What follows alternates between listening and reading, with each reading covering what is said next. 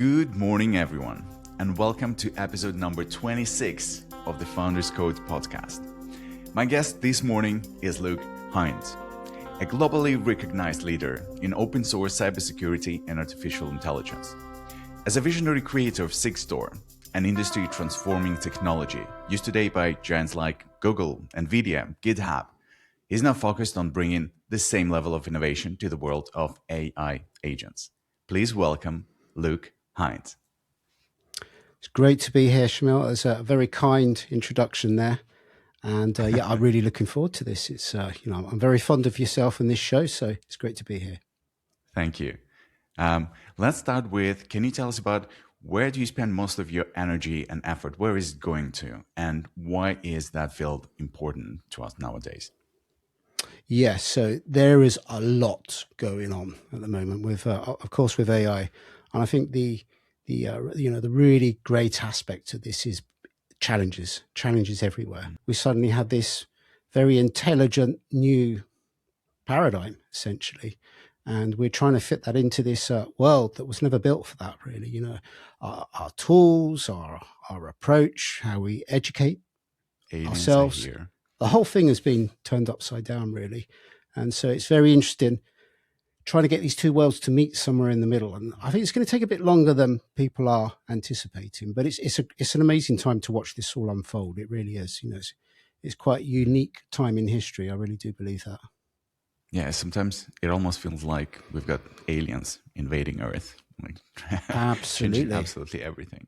Absolutely. Yeah, very much. Yeah. And the question that I think interests me most with the current, there is just so much clutter about AI out there. It's just so much hype. And the question that I want to ask from you, from somebody who actually understands a lot more from the technological perspective, what do most of us get wrong when we think about AI? I think we're moving too fast. That's one key thing. Okay. I think assumptions are being made too soon. A lot of this is to do with the vehicle of investment, opportunity, a drive to get people to adopt this technology. That so there was always an element of that, but I think we really sort of we could do with slowing things down, because, like I say, there's this very disjointed experience around the tooling that we have, the world that we've built, especially within technology, and how this new paradigm works. This new AI, essentially artificial intelligence. As I mentioned earlier, the tooling systems that we have, the ways that we interact with computers, you can tell they are somewhat disjointed from the kind of the true essence of a neural network and its ability to appear creative and intelligent. Even down to, you look at a keyboard, it's kind of made for these sort of fleshy little hammers to hit away at. And I was kind of amused recently. I was using a coding assistant, Claude Code. And a lot of people are experimenting with MCP, Model Context Protocol. And it's very good technology. I'm really not speaking badly of the technology and the people that developed it. It's very forward thinking. But it's called PromptWrite, and it allows the code agent to open a browser to try and take an eyeball at what it's seeing within a website. And it's just very cumbersome. It takes a very long time to load. And so, we've got this kind of very visual medium designed for humans, a browser. Yeah. And then AI, essentially, it wants to just tokenize, put words into characters or images into numbers, essentially. It wants to chew everything into numbers and process the world in that way. And we've built a world of technology where it interfaces with us predominantly as a human. And so it's going to be a long road, I think. And I think we kind of get ahead of ourselves, assuming how the world's going to be. And it's going to take a bit of time to discover and learn that, because it is so vast. It is so vast in many ways. So, I think where people speak about AGI, it kind of gets my back up a little bit, because nobody really agrees around AGI. I mean, there is certain people claim there's a consensus, but it's really, people have very, very different notions as to what this means. I think some people think of it like a godhead, this kind of all-seeing intelligence that's going to kind of be the cradle of humanity. And like we're speaking about aliens and so forth, this kind of advanced civilization. Other people, it means something much more simpler, such as a visual model and a sort of a text generation model can work in conjunction, an audio model. So you've got kind of generalized intelligence, general purpose. It can do multiple things. But it's going to take a while for this to get, I think we really are sort of overhyping things. It's an incredible technology, but we really are, it's, there's a long way to go yet. I was watching a documentary not long ago from DeepMind, from Demis, about how he first went to university to study the way the brain works, like the actual biology of the brain, to then go into the AI world to try to replicate a digital version of the brain to make sure that all of the kind of parts, because people say the AGI has to be a very complex system working together. It can't just be a neural net with memory and just repetitive, like, thinking kind of part. So I think the way they're trying to approach it is take the brain, dissect it, look at the parts, and create a digital version of all of that. And I think we've only got very close to just getting one part of it, the kind of like the thinking part, with vector databases and the way that we store our memories inside the brain.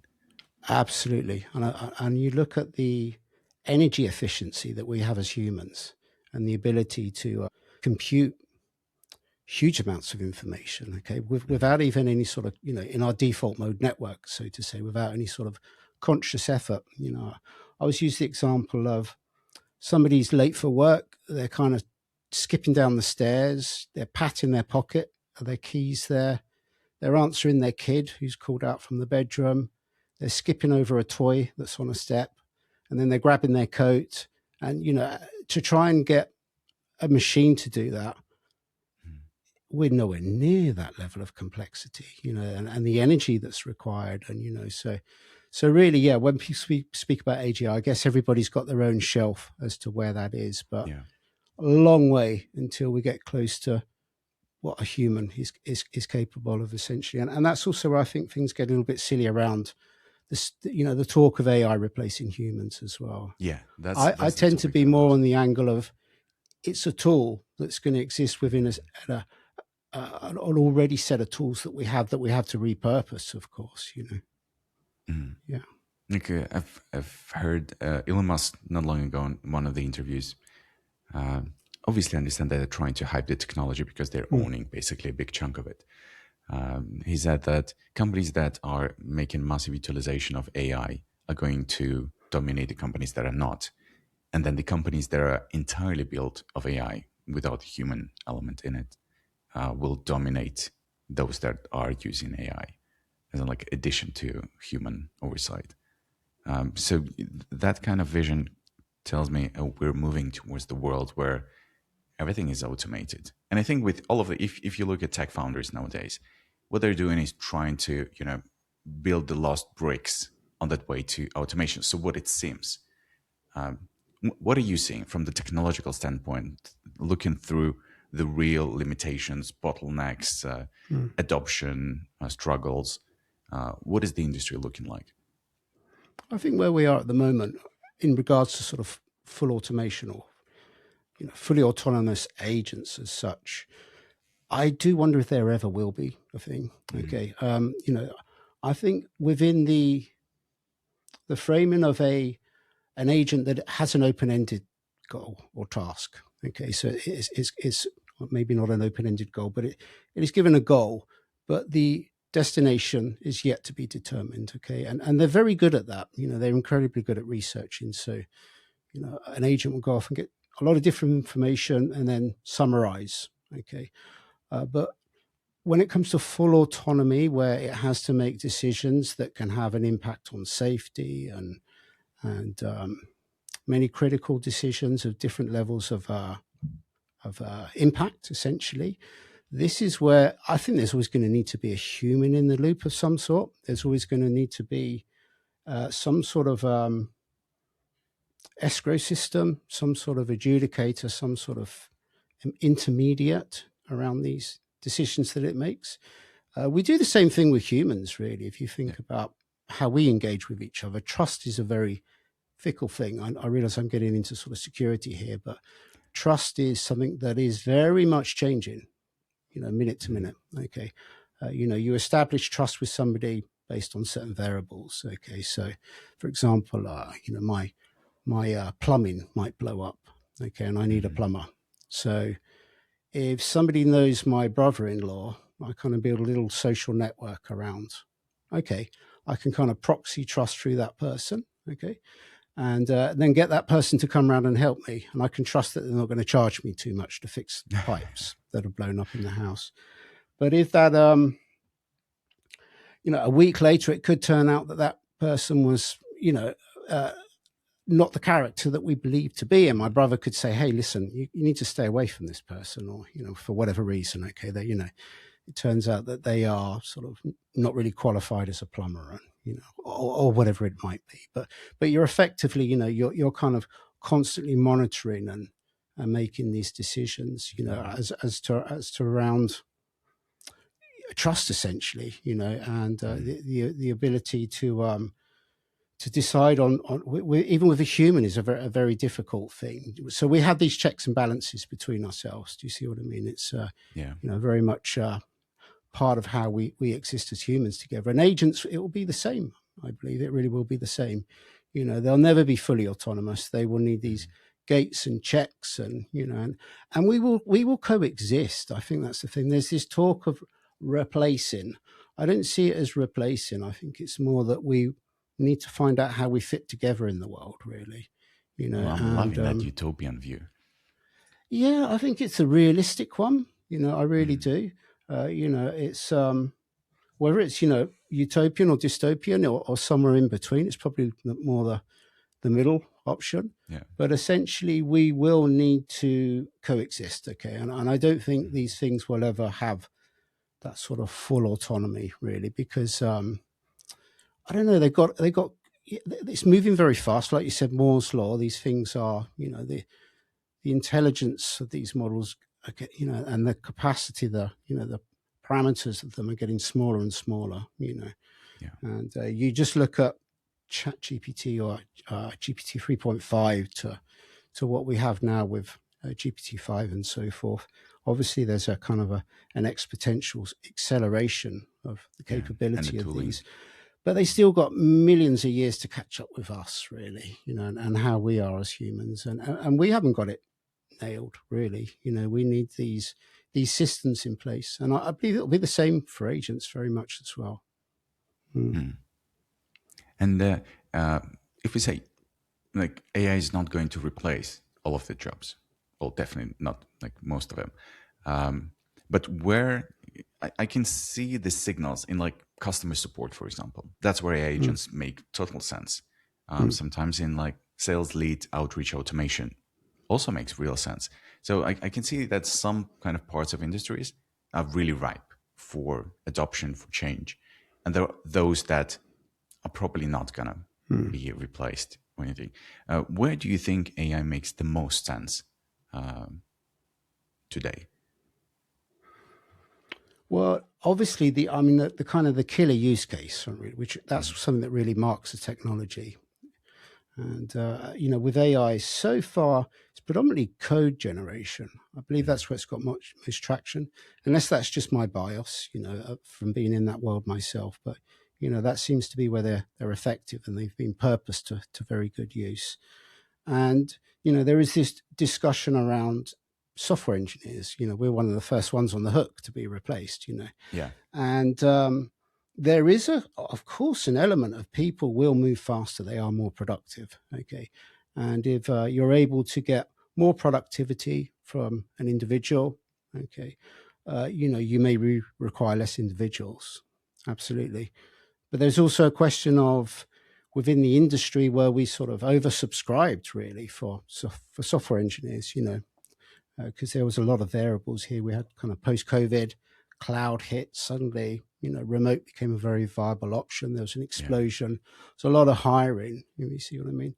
And so it's really a case of I'm kind of slightly going off into the weeds from your original question.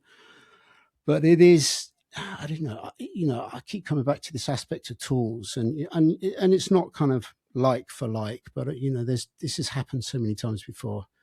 Spreadsheets were the end of accountants. Okay.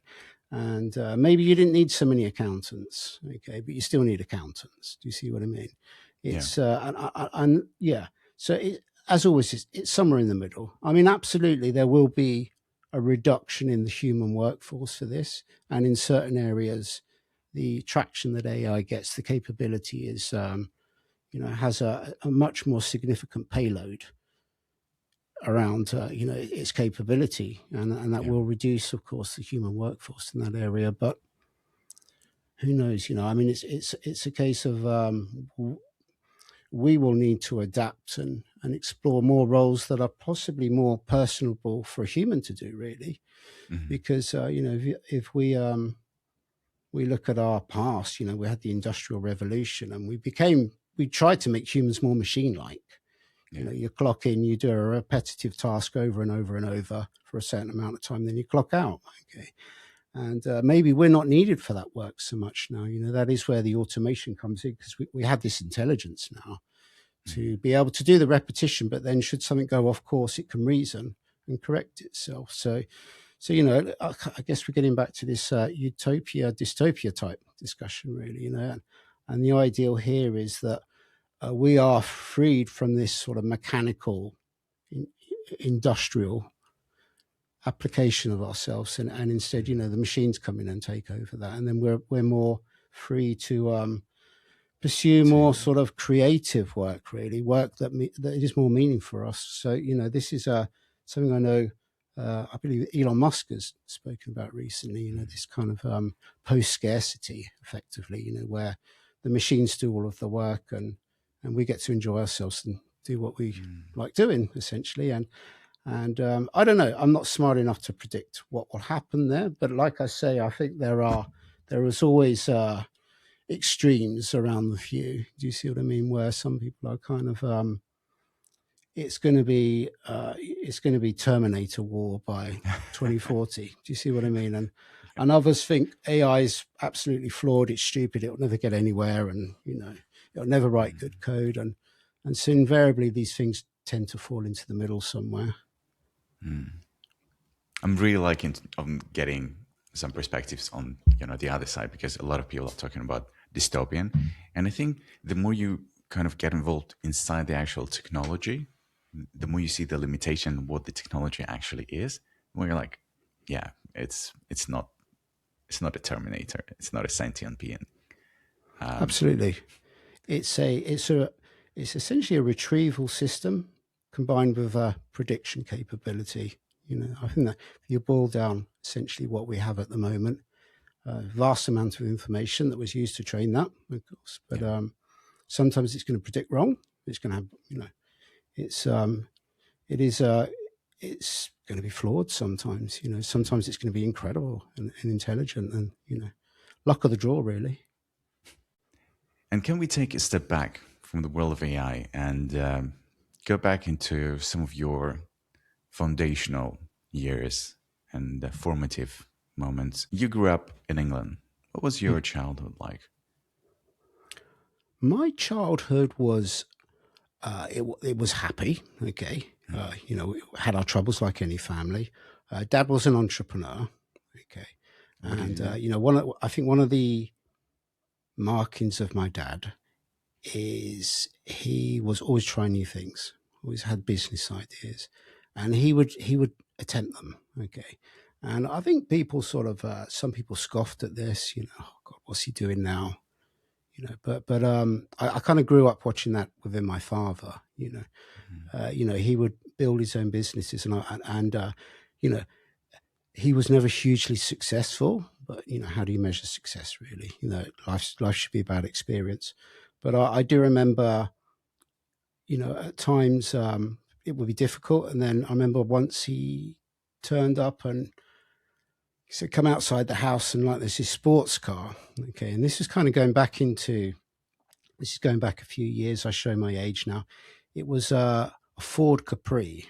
Okay, and in UK that was kind of like a Porsche. Really, we didn't really have sort of luxurious foreign sports cars. So we kind of manufactured our own.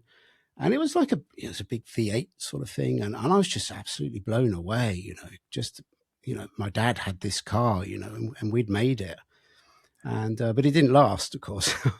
I think eventually, the business didn't work and, assets had to be kind of sold off. But yeah, I think I grew up around that kind of risk taking, really.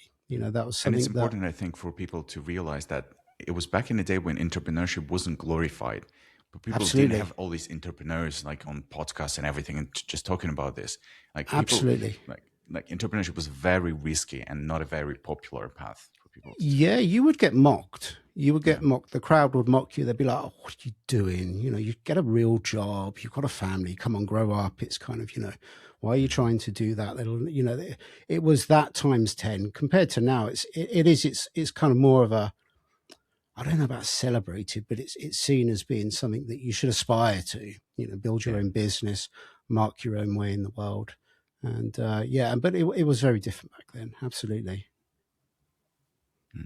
And what are some of the main lessons that you've learned from that? Really just to, I think essentially you will always fail. Sounds obvious, okay, but failures are incredibly valuable, okay. And I know this is a bit trite. This is something that somebody in my position would always say, but that it really is, because that accumulates as experience, okay, and experience is golden. It really is. You start to recognize patterns. You start to, you will do something a certain way next time because from experience what works effectively.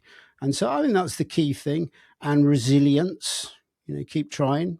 Okay. So, you get knocked on your feet, you get back up, you keep trying. And that's something that's become intrinsic to myself as well.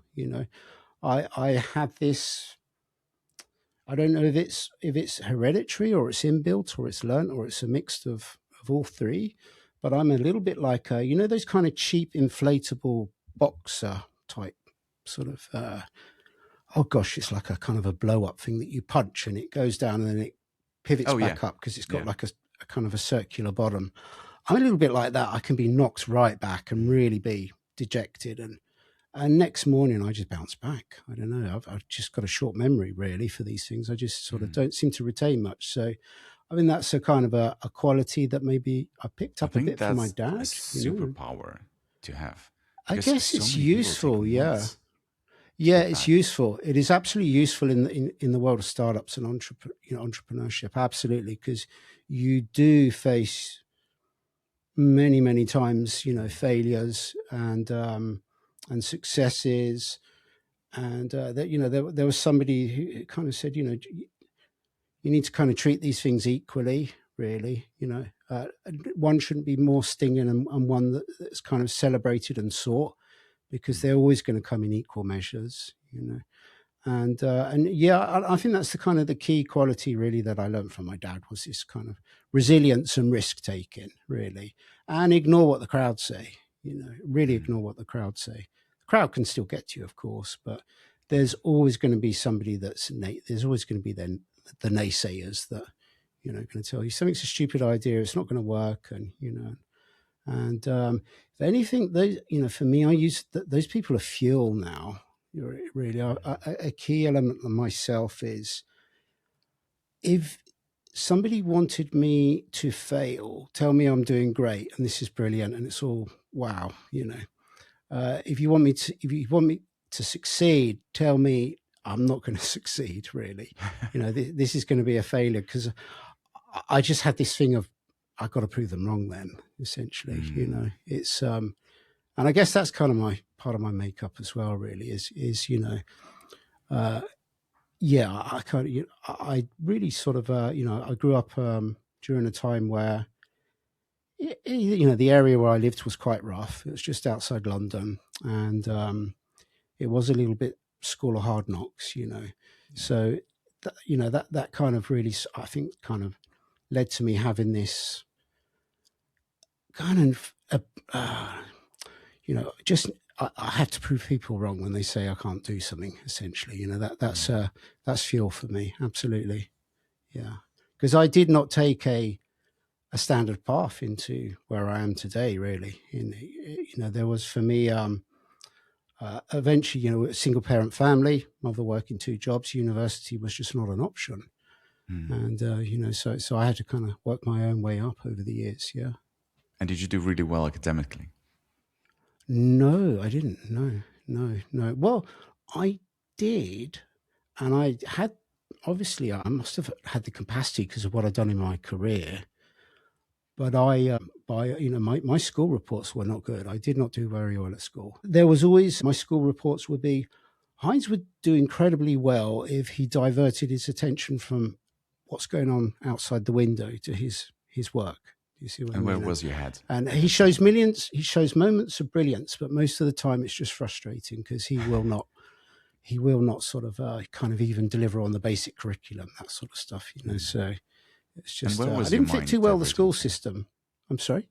And where was your mind diverting to during those times? Just thinking about more exciting things, really. Just daydreaming. Absolutely, yeah. I just kind of found it all a little bit dull and drum and kind of absolutely, yeah. And there were teachers that could capture my imagination, absolutely. And I went to a government school where classes were big, teachers were very stressed and very stretched, so it probably wasn't like a good school. I mean, my kids go to really good schools now, and but there were I did have moments where I did very well in certain subjects, and I would have absolutely loved to have actually done well and gone to university and kind of pursued a doctorate and because I do love math, I love computer science, I love all these topics that I've self-taught really over the years. But it did not really happen for me, education. Yeah. I was almost in the same thing, and now I'm almost thinking back like I wish I had 3 years to just focus on one of those topics and study it really deeply. Absolutely. But it's just so hard back then to understand what exactly it is that you want to do and like which degree to focus on. Sure. Yeah. And at the same time, social life. I think it's something that a lot of people regret not diving into. Like if they spend all of their time studying and working, and then later in like 40, 50, they're like, oof, I wish I had a lot more like social life, because that's where like a lot of the real kind of social skills in life happens. Absolutely. Yeah. I always think, there's somebody said to me once, you need to kind of think of your life like a very simple pie chart. Okay. You have your work, substantial slice. You have your family, if you have a family, or everybody has a family of some sort, or, at least sort of people that are close to you in your network. Yeah. And then you have yourself. Okay.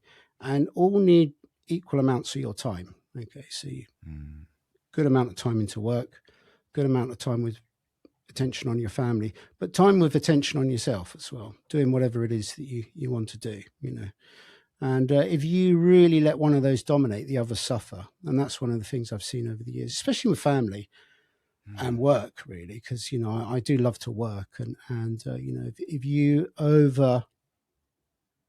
your attention is sort of homed in on one more than the others tend to sort of suffer a bit, really. So absolutely, yeah, you have to balance these things. You really do. Can you focus a bit on like working on yourself? Because I think that's the part that a lot of people are missing within their mental framework.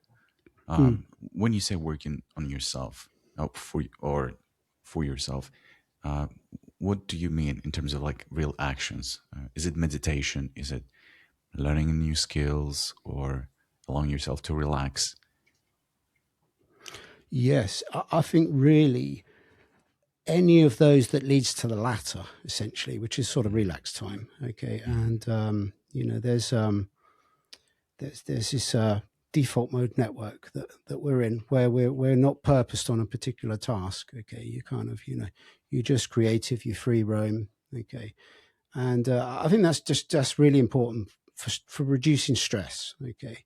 It's when you're working, especially in a startup, you feel like you're doing good, you're enjoying it, you're very busy, you're very productive, okay? But it creeps up on you. The stress creeps up on you. You stress the system too much. You absolutely stress the system too much. So you do need that time where you just come away from stuff and you just allow yourself, how we used to defrag drives? You remember, like Windows XP or whatever, you defrag your drive. You need to do that. It's really important. And, it's one of the things I really worry about with kids. They don't get bored anymore because there's just always something to scroll and to flick and to, and I think, that was an important part of a kid's development, really, is growing up and being bored. Because when you're bored, you have to kind of find something to do. Do you see what I mean? And, and then you find something to do that interests you. You explore your environment, And so I'm not incredibly good at doing this, but I do try to do that as much as I can, even if it's a little bit, even if it's getting out and walking your dog or reading a book or just do something that does not have some sort of productivity outcome to it, some sort of tick off. Do you see what I mean? Do something no where expectations. Yeah, very much. Yeah. Because we become so driven around achieve, get better, and sometimes it's just really about just, I don't want to use kind of cheesy terms such as just be, but it really is, it really is. It's important for your health to just to sort of, to really sort of not be, like we spoke about earlier, be a machine, constantly purposed on something, Yeah, absolutely. Yeah.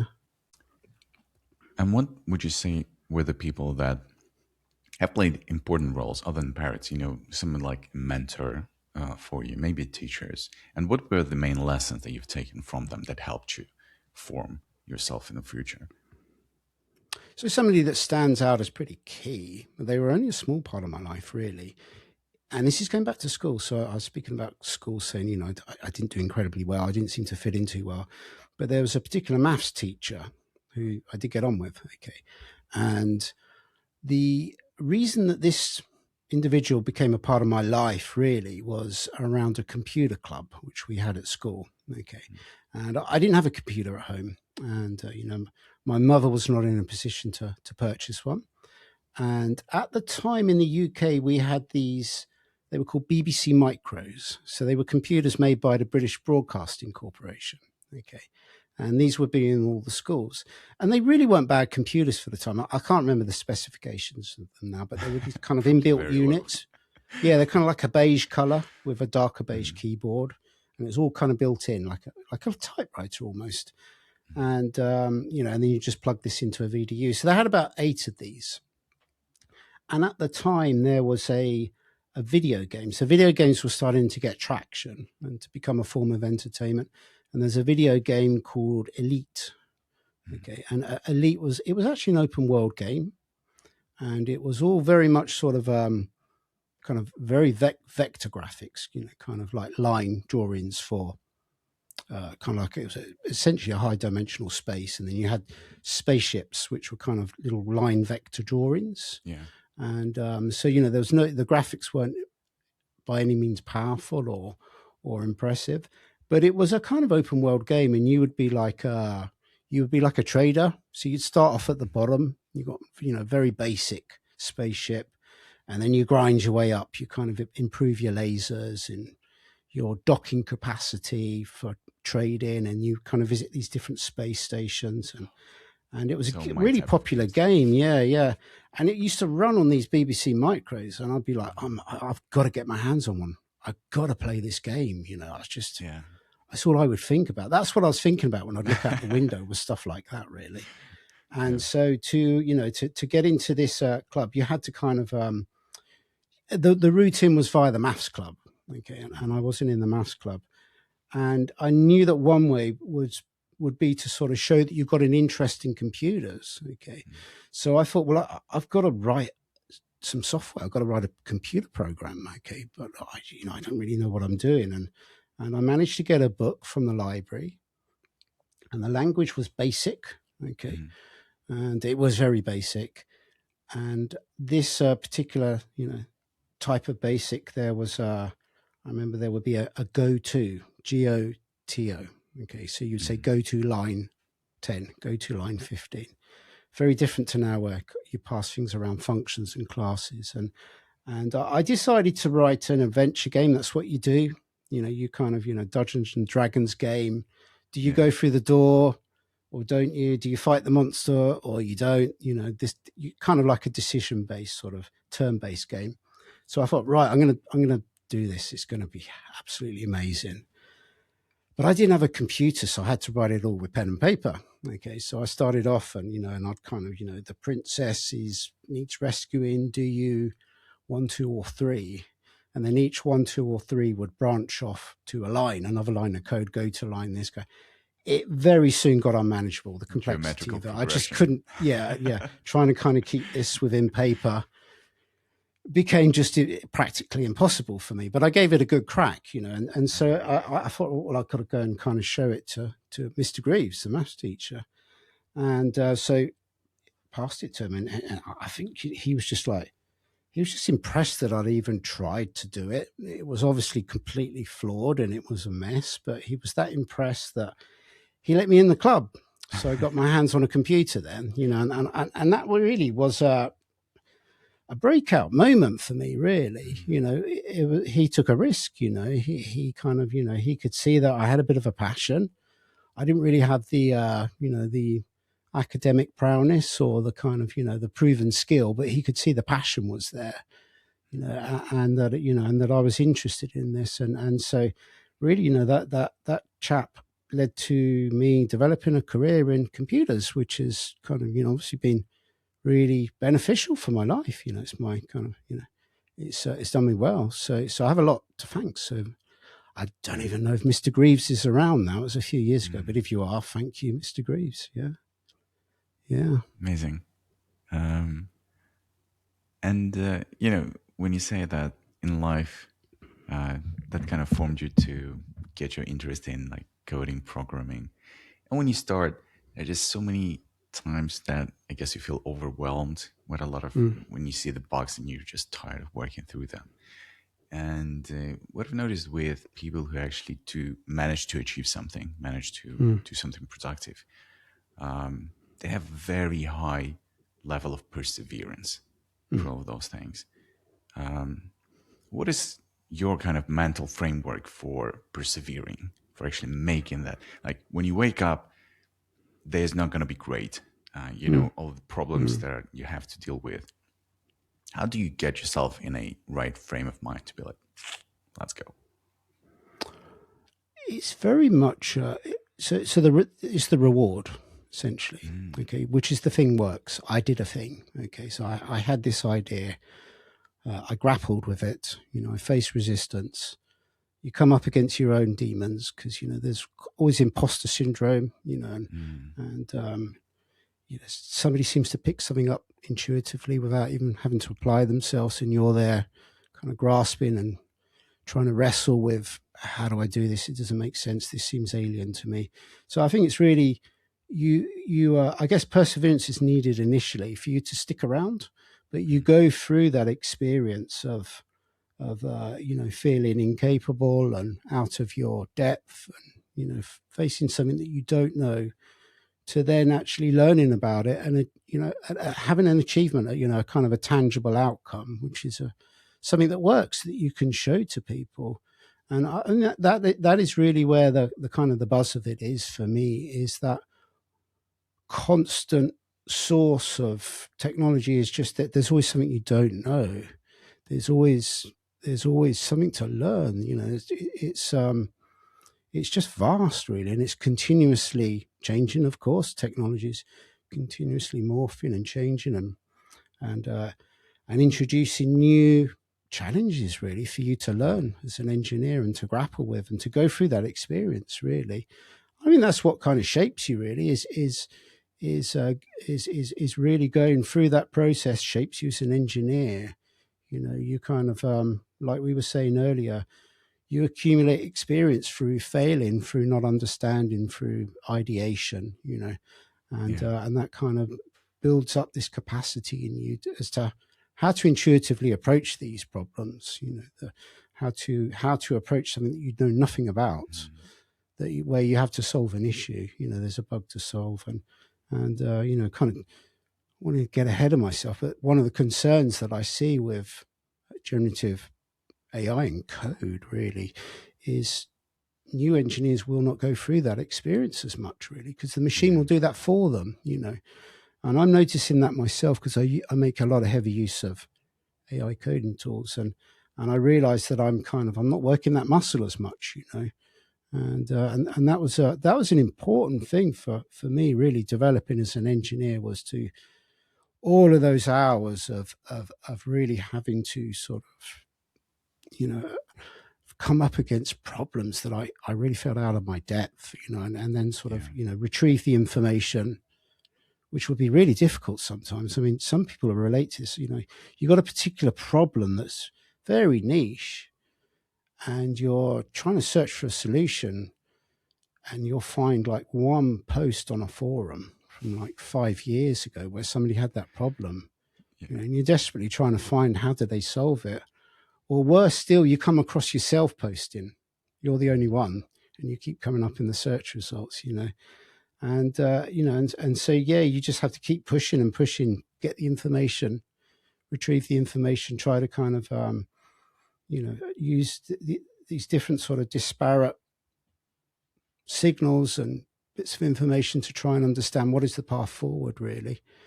And I do have, I don't know, concerns is the right word, but I think it is, that newer folks will not get to experience that as much, that won't be an element of their learnings, And do you think that muscle is important, is going to be crucial for people to have, to like, because we're saying about, there are going to be oversubscription of software engineers. There are going to be people who really have that muscle, who went through and who can see the AI code not as the foundation, but as something that they can actually influence using that muscle that they have, because they can analyze the code.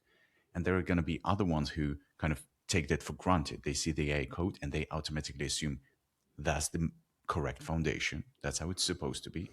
And they will try to build on top of it. And do you think it's critical for people to actually have that muscle and, have been in those past moments solving those tough problems to be able to really navigate the Opus 4.5 nowadays? Absolutely, yeah. It's probably more experience than it is muscle. Okay, you kind of you intuitively know the big picture. You kind of you understand systems within the isolation of a component and a particular problem, but then how it operates within a kind of large architecture of systems, and that is something that senior engineers will have that your juniors will not have as much, really, more over time as they become more reliable on AI to provide that information, to provide that point of reference as to what is good, what does good look like, and because I like I said, I'm a fan of this technology. I use it a lot, but I quite often catch things where it's just not aware. It's very confident, where it's really it's generated code that is sometimes insecure. There's bugs, and experience allows me to know that needs to be addressed. That is a problem. That's something that is going to cause problems. It's really going to eventually bite you on the backside, so to say. And and if somebody hasn't got that past history to know what is good, what is a problem that can be addressed early before it becomes a real big problem, and that is an advantage that senior engineers will have here, really. Even though there's less hands-on coding, you had that kind of vast experience and point of reference as to what is good, that you've learned over years. And I mean, let's be honest, AI really is built upon that experience that we've had as humans, as engineers. It's trained upon the code that we produce, through years of attrition of trying to work out what is optimal, what is performant, what is secure, what is, maintainable, all of these sorts of things. Yeah, very much. Yeah. And you said that you struggled with the imposter syndrome, and in order to get past it, you've developed a trick to kind of prove yourself, build up the capabilities to the point where you're no longer feeling like an imposter. And can you tell us about the actual, like, real case examples of where you felt the imposter syndrome the most? What was it like to live day to day in those moments?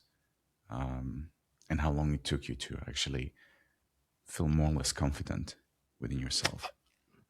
I think a key one is, as an engineer, when you're promoted. Okay, so when you're made a senior engineer, there's expectations that you're going to be of a certain caliber, and you're going to be right all the time, and that becomes more evident as you move in your kind of a senior roles and capacities as an engineer to eventually becoming perhaps like a manager or a vice president or a CTO or a CEO. There's always this element of you have to grow into the role. You got to have a certain capability to get into the role, absolutely.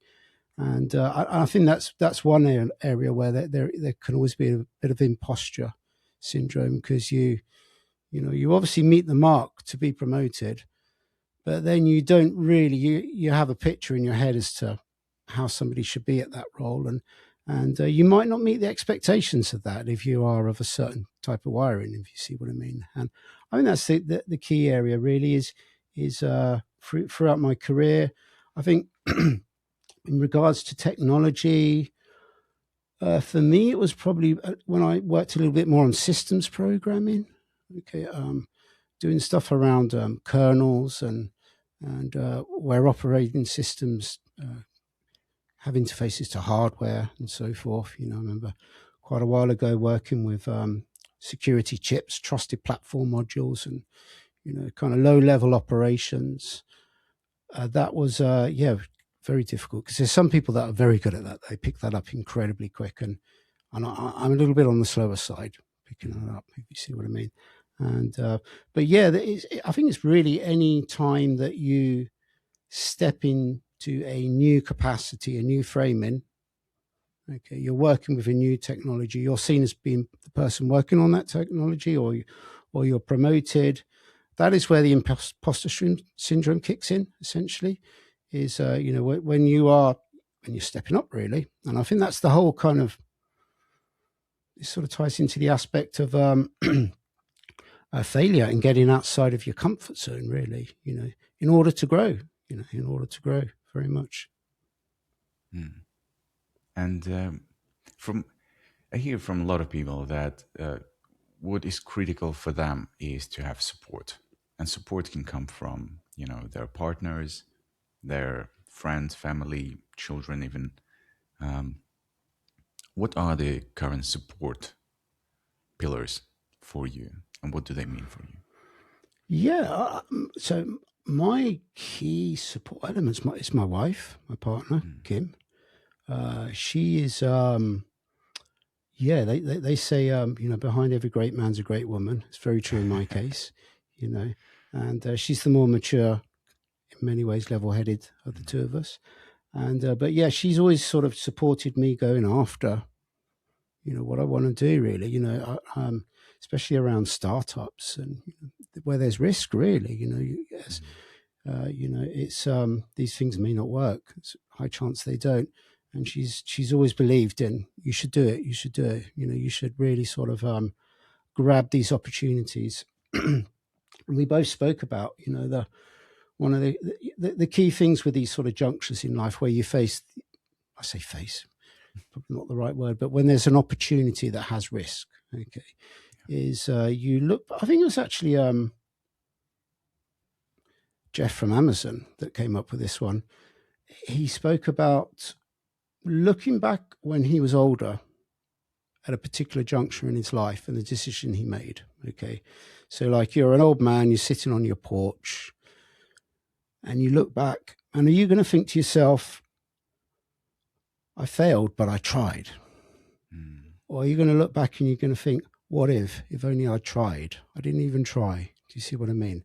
And so that's kind of good bearing around these things is to look back and then have regret is just an awful thing. So it's better to take the risk and to pursue what you want to do, even if you do fail, essentially. I think that's the key thing.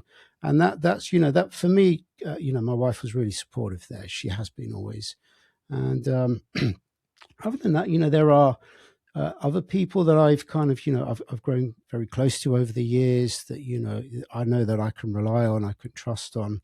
My co-founder's one, Stephen, we've not worked together for a while, but he's somebody that I originally looked up to. And back when I was a young engineer, I joined his startup, and he was a CTO and a founder. And that to me was like, whoa, I really, wow, and, and he believed in me in lots of ways, and we believe in each other. And so, there are people that I've met over the years from work and through friendships and God, even my dog, he's a key part of my support structure, he's pretty good at not judging me, and I don't really I've never been incredibly social, lots and lots of friends. I just tend to have a few sort of select friends, and that's always done me well. Yeah. And what are the qualities that you cherish the most in like the close people, like the close friends that you have? I think consistency, really. Okay, around being true to you, really. Okay, being honest. Okay, do not sort of don't claim to be this person that would always be there and always got your back, and you should demonstrate that. Really, that should never be something that's need to be spoken. So I'm always a little bit skeptical where people make claims like that. And that's it really. It's the people that consistently show up. Do you see what I mean? They're the ones that matter, really. They're there for you, really. They're not there for the terms that you bring. Okay, they're not there because there's some sort of opportunity that they by proxy get from being associated with you. Because the world very much is transactional. And so you got to be a little bit careful, because some people will appear to be somebody that's there for you, but really it's more what you have, and I don't think that's a bad thing if you're honest about it. Really, we should be honest about these things. There's a transaction here, and everybody knows where they stand then, but don't dress it up and pretend that you're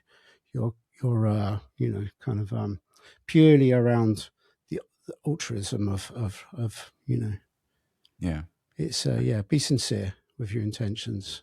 I divide myself people into two buckets. One of them think that the world is abandoned. They want to serve, they want to add, because there's just unlimited number of opportunities. Like, it's hard to grasp really the whole amount. And there are those people who think, if I want to take something, I need to take something from somebody else. And those are the kind of people that I see like being very transactional, because they have a very limited kind of view on the whole level of life and opportunities. And there are people who you want to be associated with, you want to play the game of life with, and those are who believe the world to be abandoned, and they just want to serve and to add to other people, to kind of add to the world. So when they're in a like deathbed, they look back and they're like, that was a really fun game that we all played together. Absolutely. Yeah, absolutely. And it makes for a happier person. I'm not incredibly good at it, but I do strive to, absolutely. Because service to others is generally will end up with a happier individual. Absolutely. Because, the more kind of self-serviced and self-focused and, me, it really sort of, it's insatiable. You'll never feed that appetite, no matter how rich you get, or how much adoration you get. We see this in the world where people are just constantly chasing that, and no, I'm with you. I'm not particularly good at it, but I do believe that's the ideal. And interestingly, people sort of going back to the conversation of AI, there was it's a really interesting paper that Anthropic put out, where they got two of their kind of SOTA models at the time, just kind of in free discussion, essentially. And they always veered towards kind of fluffy, warm, spiritual stuff, kind of union and working together. They always kind of seem to kind of steer towards that direction. And I don't know, that's maybe because of the, the kind of the guardrails and the safety systems they have built into these models. But I like to think of it this way, really. They are aware of the world's knowledge, that the history of humankind is within those neural networks.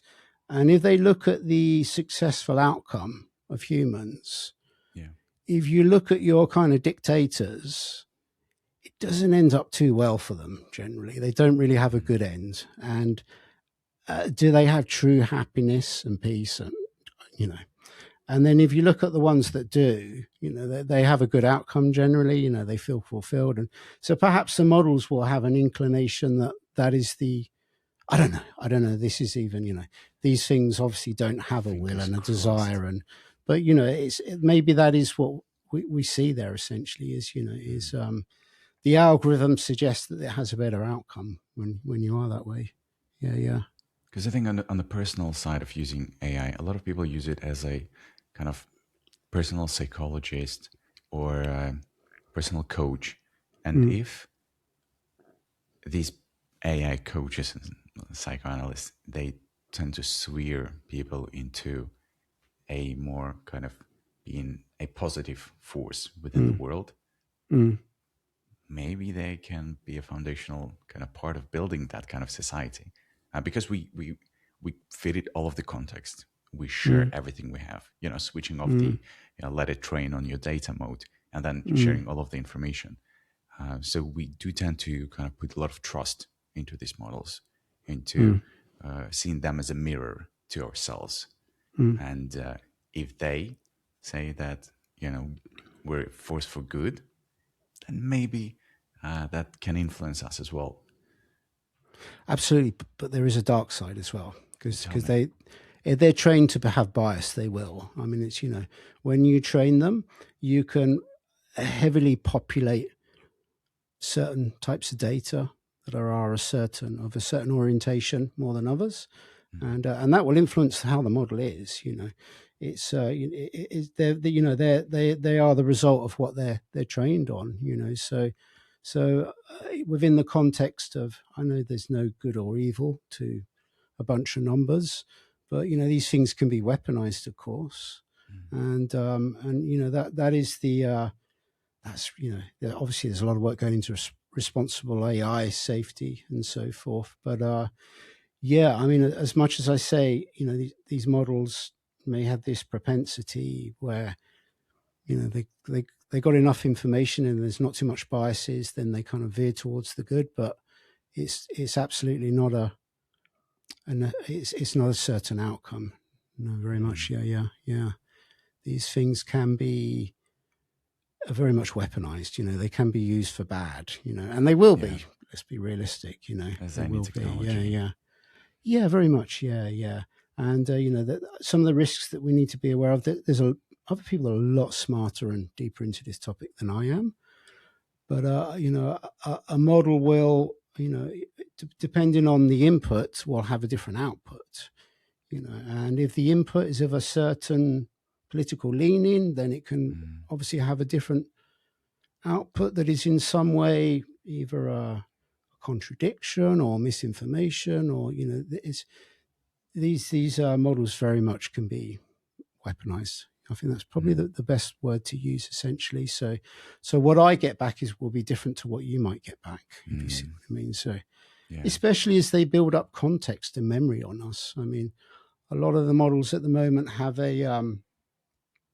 there's no persistent memory. There's a limited context window, as they uses the word, for it to build a picture upon us. But that's not always the case, of course. Some people are invested into services that have a lot of information around them as individuals and people, their likes, their preferences, sort of psychological fingerprint, so to say. Yeah. And when that's combined with the model, it gets quite interesting, really, because really the models that we're engaging with, they generally don't have that rich past context as much, because they're particularly kind of a tech stack that's just been more focused on trying to get the AI part right, if you see what I mean. So this is where I'm a big fan of, the open models, essentially, is and diversity of models, really, is, I think that's really, really important, is that we have lots of diversity, trained on different sources and a kind of rich ecosystem of open models. Yeah. I think that's something that we're currently kind of diverting into. So we have different models which are good for a specific thing, and each model is kind of trying to, managing to find its own place in the world. And with everything that's going on, I think what's going to be interesting for the listeners here is to where to focus all of their attention. What is the skill or mindset or a direction to research, to try to get practical skills in, to make sure that they can feel more certain about the future in the coming years?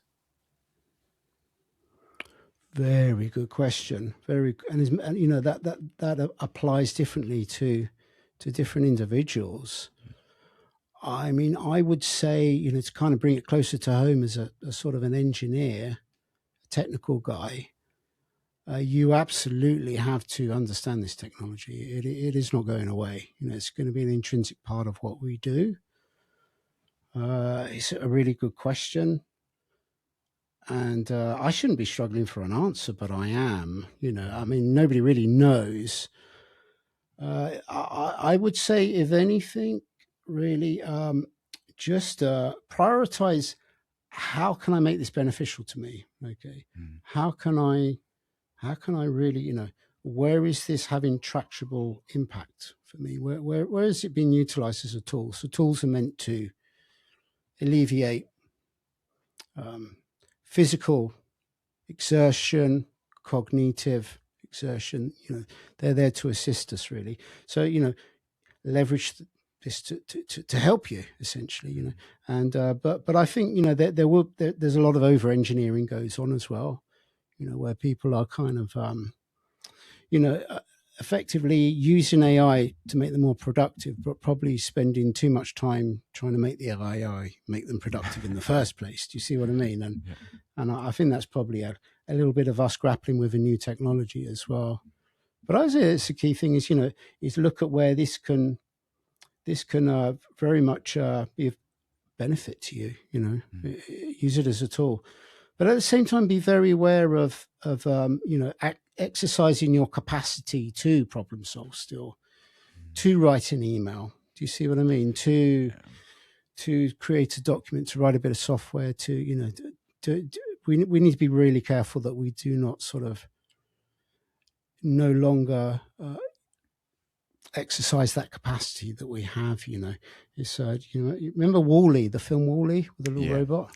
The big people in the kind of the capsules that would just had everything catered to them, and that is a concern, especially for kids. I mean, we grew up, we had to learn to write. We had to learn to we had to develop these skills because they were fundamental for us to be able to go out into the world. Now it's really not as critical, really. You can use AI to create a vast amount of written work from just a few words, really, and that's incredible to have that power. But at the same time, it can be, there can be a negative to that, really. And I think that's one of the things that education is grappling with at the moment. What does it mean anymore? Really, you kind of, you strive to learn these skills that are no longer as intrinsically vital and important, really, because there's this machine that can do it for you, you know.